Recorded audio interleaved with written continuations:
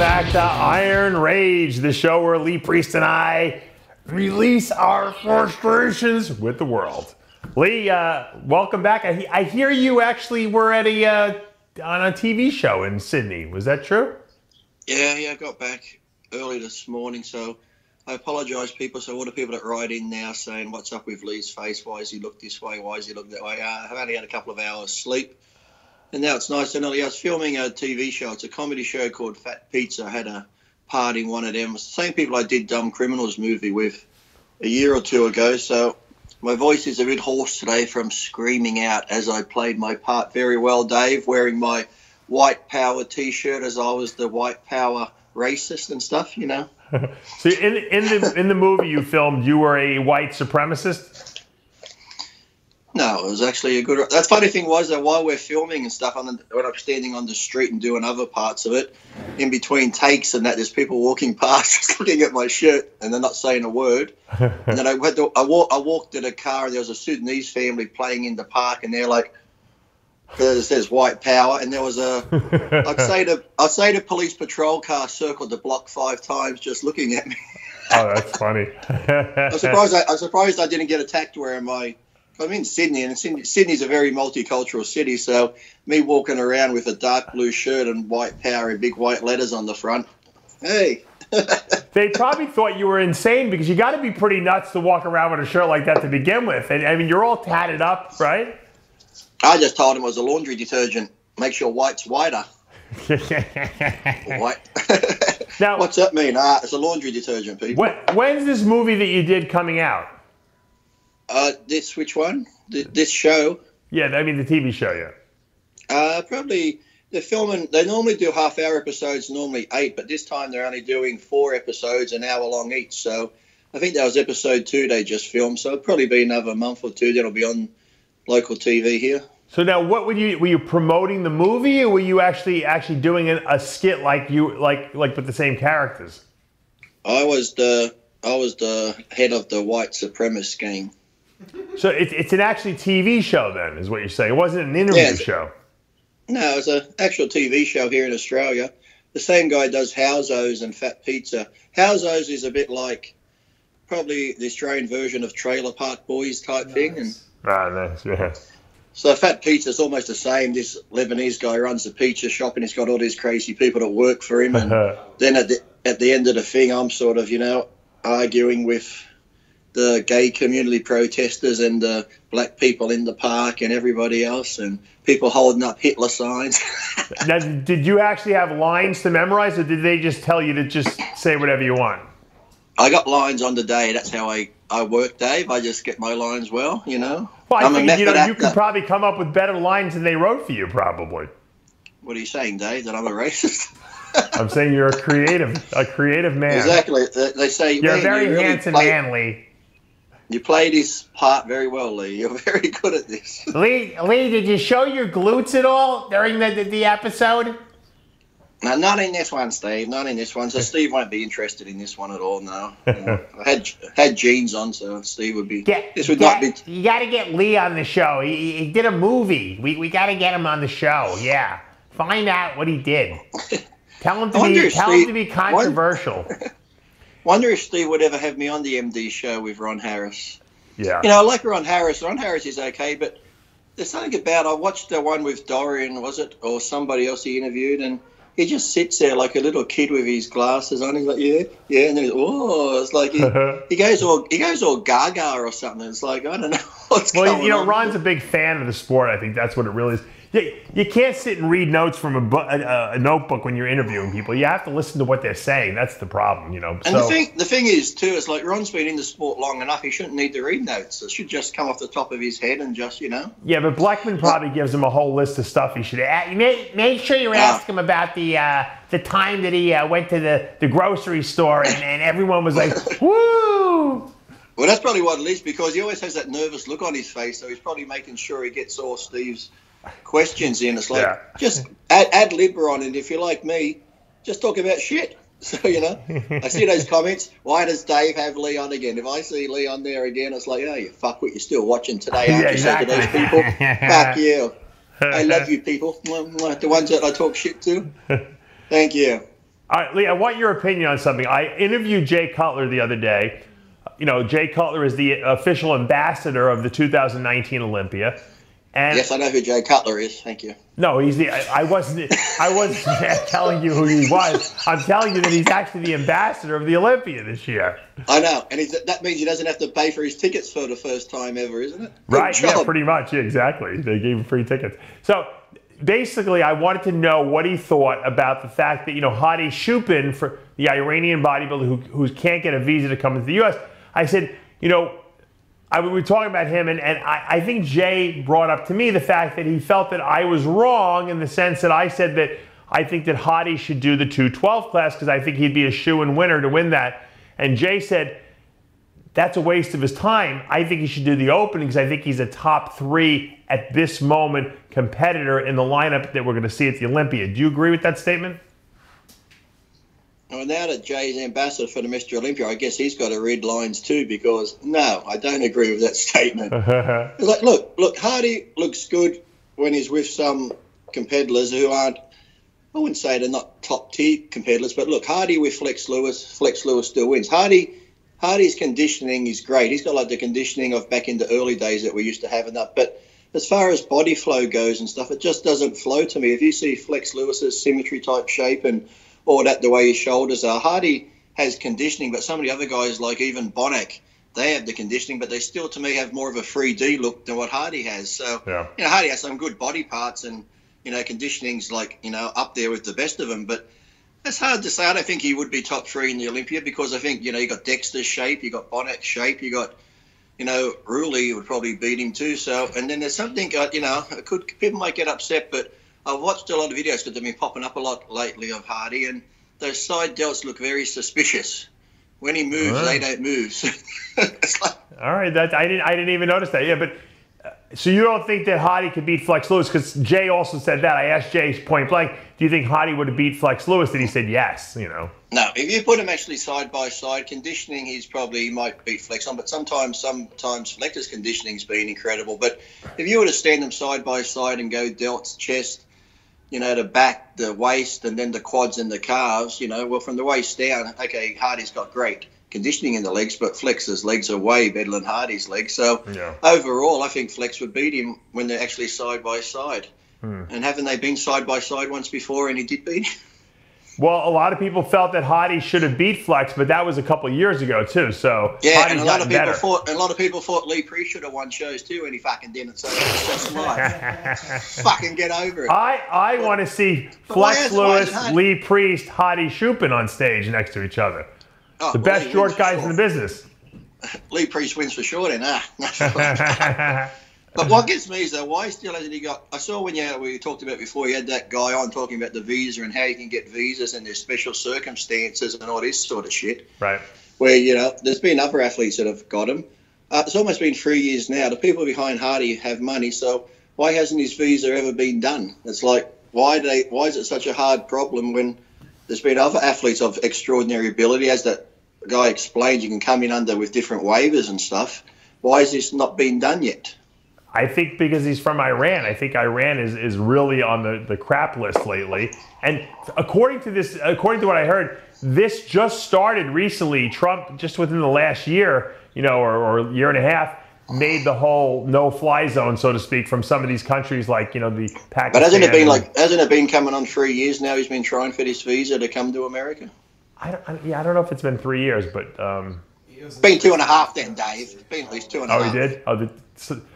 Tyler just told me that the travel ban was from when Trump was first elected, so I guess, yeah, it has been for the last 3 years. But it's just a shame. You know, you want to see the best athletes in the world compete.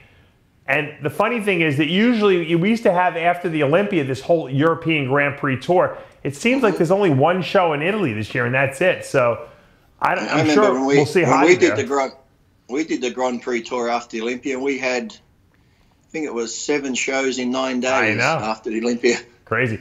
Hey, here's a good one. Here's a good scenario. What if Sean Roden does the Italy show, because he's not going to be able to do the Olympia? He's obviously training and dieting for something. What if he does Italy and Hadi does Italy? Who wins? I think Sean.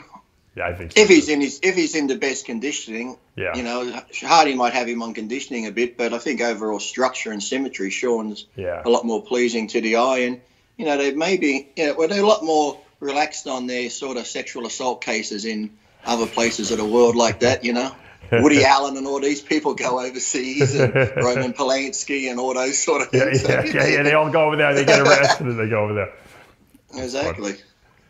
Well, you know, you now that you're playing characters roles on TV and in movies and stuff like that, you know, maybe I don't know, maybe you can get Sean a job over in Australia or something like that.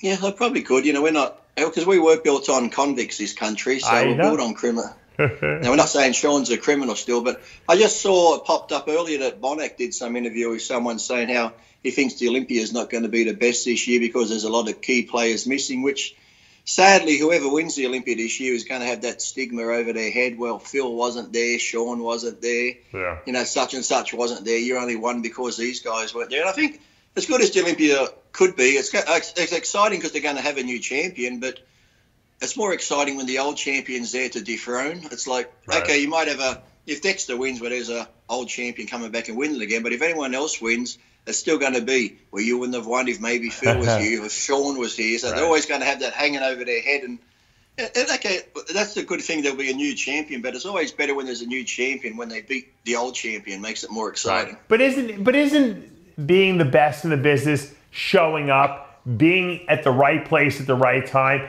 and never giving up? In other words, if Bonak or Brandon wins, it's because they were their best and they showed up at that show. You know, Phil can talk about all he wants. Oh, I beat those guys. I could have gotten my 8th sand out. But you know what? If you don't show up on stage, it doesn't matter. All the talking, it's the guys that show up, you know? And that's what I've always said. Whoever's there on the day wins no matter what. But sadly, you know how the internet is with their warriors and trolls. It's going to be out. Yes, he looked good. Bonak looked good. Curry looked good. But would Curry have won if Phil was there or if Sean was there in best shape? But if you're not, then it doesn't matter. It's an irrelevant question, I think. I think people forget that. But it's going to go on, Dave. It's going to go on forever and ever.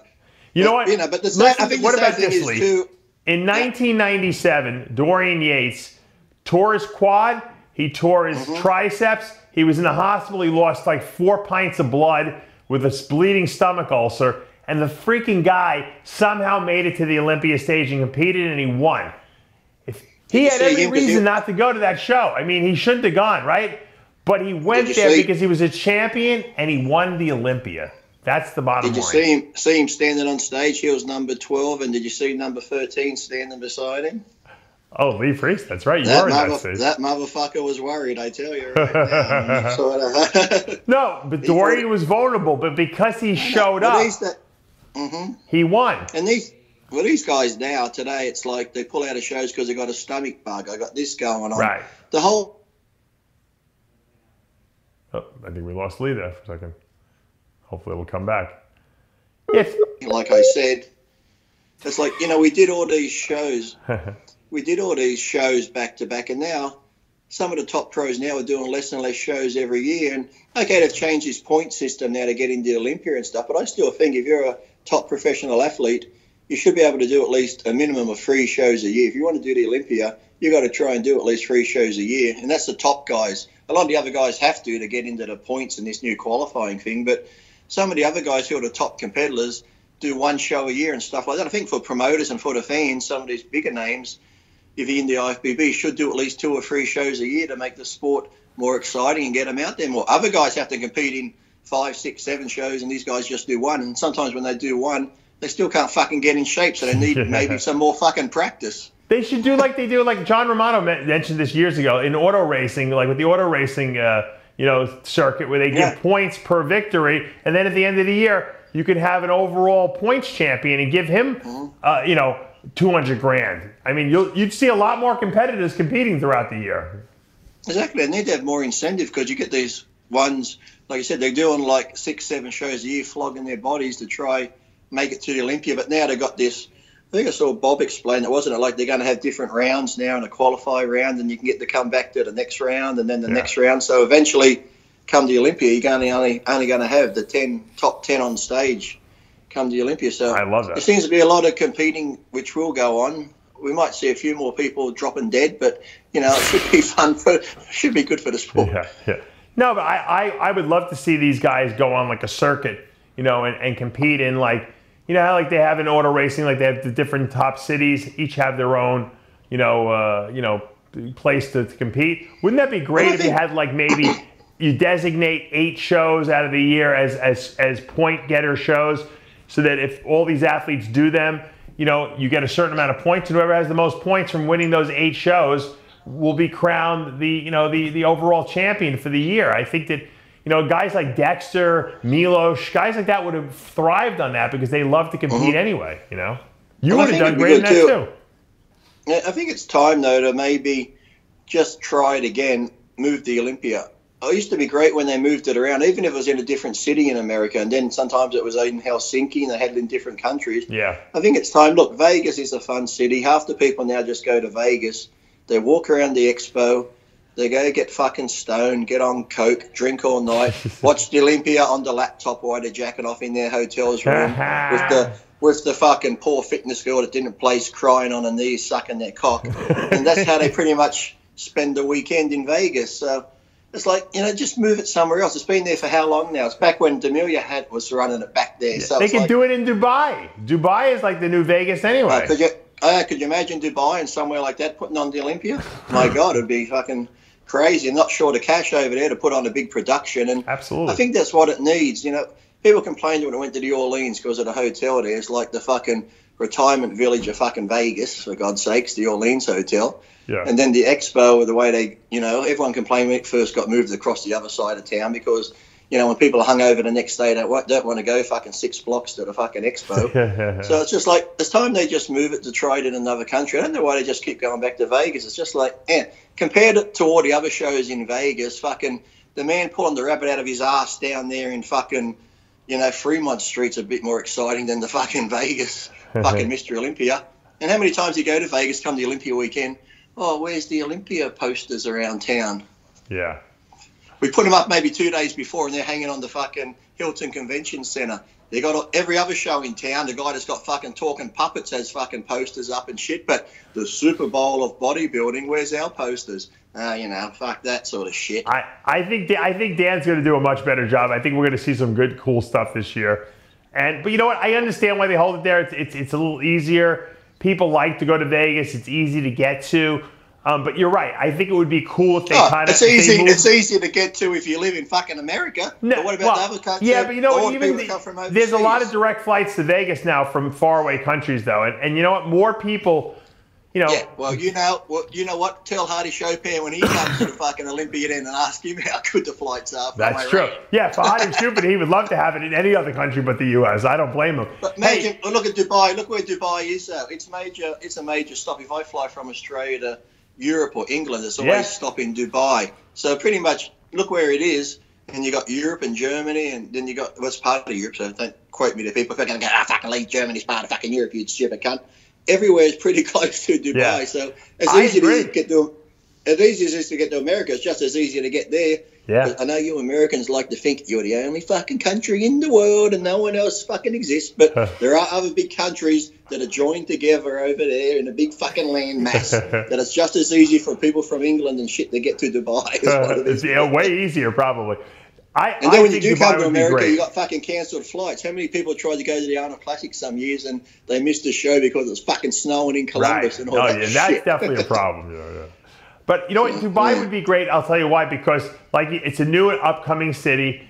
It's like it is basically a bigger version of, or a better version of Las Vegas, essentially. And like you said, there's no rules there. Anyone can pretty much go to Dubai they want. There's no visas. There's nothing necessary. And I think that it would be worth trying it out. Now, I wanted to bring up one more thing before I let you go. The Mexican government has now okayed the use of cocaine. Have you heard that? For recreational use. Yeah, well, they're all using it anyway, so why not? Yeah. Don't you think that's a great idea? Sell the fucking stuff at the corner grocery store. Let these cocaine addicts buy real cocaine and tax them to death. Make money on the stuff. Exactly. Well, look, they've proven it pretty much with marijuana. I know people are going to write in, fuck, they haven't proved nothing with marijuana, but, you know, a lot of the studies, look at the countries that do allow legalized marijuana and stuff, crime rates are down. They don't have all this shit going on. Now, look, if they legalize cocaine, you know who's going to really suffer from this? Who? The CIA and the American government. They're going to be out of pocket here because that's one of the big cash grabs now, Dave. It's like if you start... we just put, locked him up for, that Mexican drug lord? Oh, yeah, El Chapo. Yeah. El Chapo. He'd be sitting in jail going, what the fuck? You know, you're fucking legalizing it? Like, They locked me up and now they make the stuff legal. But it's not legal for sale. The government wants to sell it, which is smart. Let them make some cash off of it. Well, I think, look, people are going to use it anyways. Like when they tried to do the old alcohol prohibition and shit, that didn't work too well. So, you know, if you make anything legal, it pretty much takes that mystique away. It kills the black market. So, you know, people are going to use it no matter what. And then same as in America right now, how many people are probably locked up in prisons just from fucking having marijuana on them and shit like that? Something small like that. Prisons are probably full of little people like that and saying, oh, but these people are drug dealers. That's fucking pot, for God's sake. You got Big Pharma selling over-the-counter prescription drugs that kill way more people than fucking these street drugs do. But that's okay because we're Big Pharma. We're part of the government. So fuck you all, America. We'd hate your guts, you know. It's all those rednecks wearing those white power T-shirts that's the problem. MAGA, make America great again. Well, they need to. It's like, you know, it's been shown that Big Pharma drugs are, I know we've got it here now, it's always on the news about all the codeine dependency and Oxycontin and all this sort of shit. It's been killing more people. More people die with that sometimes than Valium and all these prescription drugs get addicted to it than marijuana, cocaine and all that sort of shit. Because, well, here in Australia, if you try and get cocaine, not that I know, Dave, but you're looking at $350 a gram. So if you've got a cocaine habit here, you're going to go broke pretty quick. Yeah. Now, Lee, you don't seem like. Have you ever used any recreational drugs? I've never heard you ever talk about any. I tried pot once and didn't really do much to me, and then I did try coke, but it just felt like a pre-workout, so it wasn't really. And I got drunk, I think, probably 3 or 4 times in my life, and I've never really been.